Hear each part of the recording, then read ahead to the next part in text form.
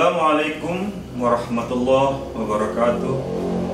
Alhamdulillahirabbil wassalatu wassalamu ala asrofil anbiya'i wal mursalin wa ala alihi wa sahbihi ajma'in.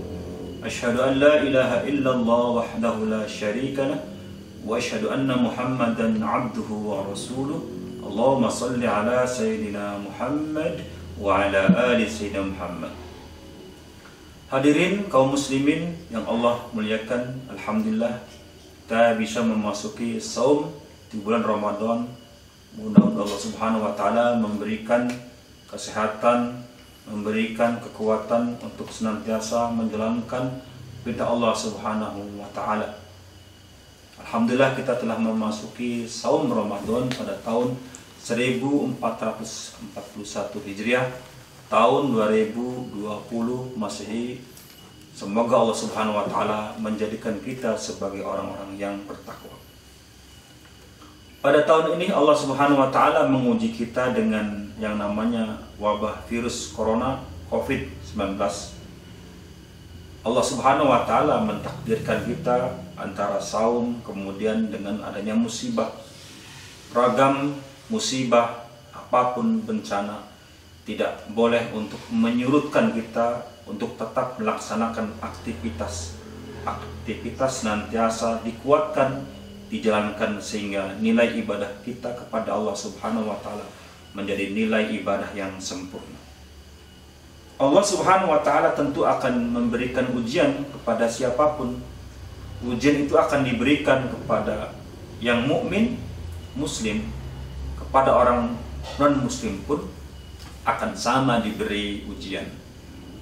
Orang yang beriman kepada Allah Subhanahu wa taala diuji, maka akan meningkat kapasitas dia, kualitas dia untuk sebagai hamba Allah.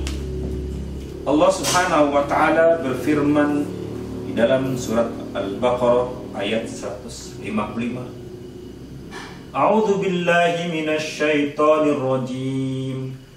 Bismillahirrahmanirrahim.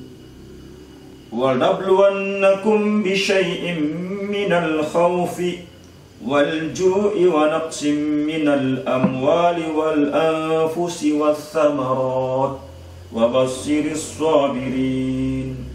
Dan demi sungguh kami akan menguji kamu semua. Jadi yang diuji ini semua, baik muslim maupun non-muslim. Apa yang diuji? Pertama, minal khauf, dari rasa ketakutan. Orang kaya dia punya harta yang banyak, punya mobil mewah, punya rumah yang bagus, tabungan uangnya banyak, simpanan harta bendanya di mana-mana. Dia merasa takut kalau tidak dibelanjakan untuk menolong fakir miskin, orang-orang yang membutuhkan, maka dia pun menjadi takut.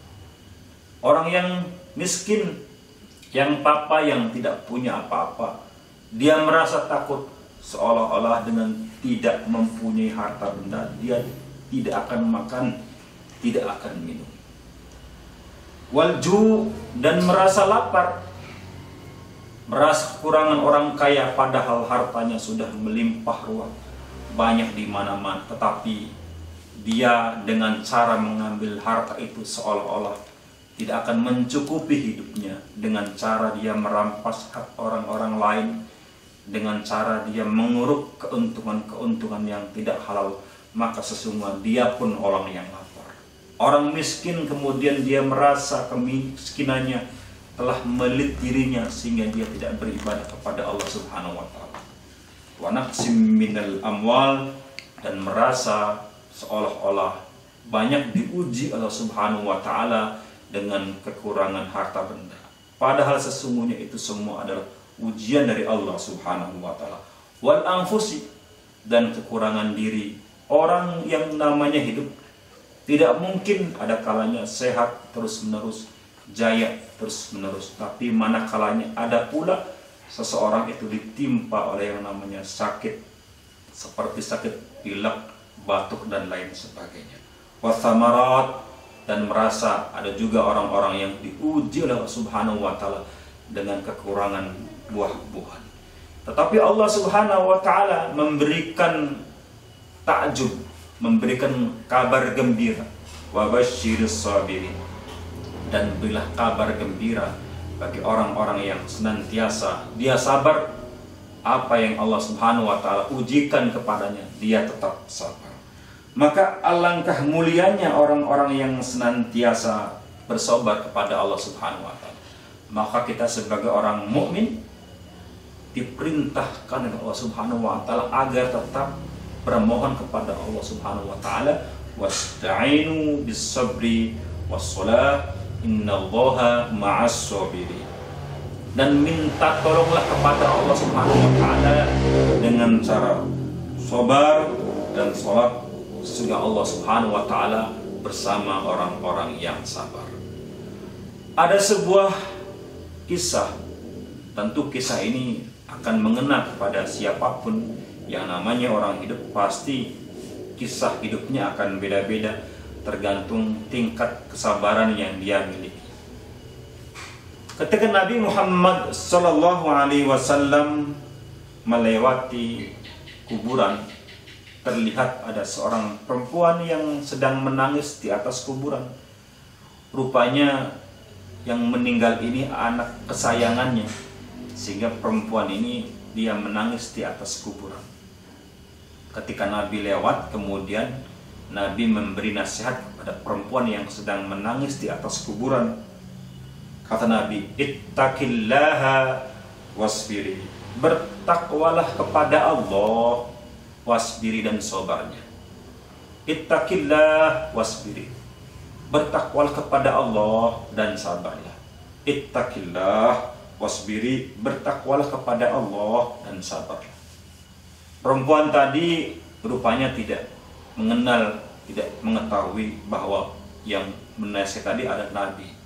Kemudian gua tadi menjawab, engkau tidak mengetahui apa yang aku alami, musibah ini engkau tidak merasakan, tidak mengalami. Maka kemudian Nabi pun meninggalkan perempuan tadi, dan kemudian perempuan tadi diberitahu, wahai ibu, tadi yang memberi nasihat itu adalah Rasulullah. Maka terperanjat perempuan tadi, kalau begitu maafkan aku, antarkan aku kepada baginda Nabi, dan mohon maaflah karena sesungguhnya saya tidak tahu. Kemudian perempuan tadi menemui Kanjeng Nabi, maka Nabi pun memberikan nasihatnya, innamas sabru inda sadmatil ula. Wahai perempuan, wahai ibu yang ditinggal mati oleh anak kesayangannya, sesungguhnya sabar itu adalah pada pukulan pertama. Maka hendaklah kita senantiasa bersabar dalam segala ujian apapun, karena sesungguhnya ujian apapun, ujian kekayaan, ujian kemiskinan, pada dasarnya adalah memang ujian dari Allah Subhanahu wa taala. Apakah dengan banyak harta kita bersyukur kepada Allah Subhanahu wa taala? Begitu pula apakah kita tidak banyak harta atau diuji dengan kemiskinan, banyak bersyukur kepada Allah Subhanahu wa taala. Dua perkara, antara yang diuji menjadi orang yang kaya dengan diuji menjadi orang miskin, kedua-duanya sama di hadapan Allah Subhanahu wa taala.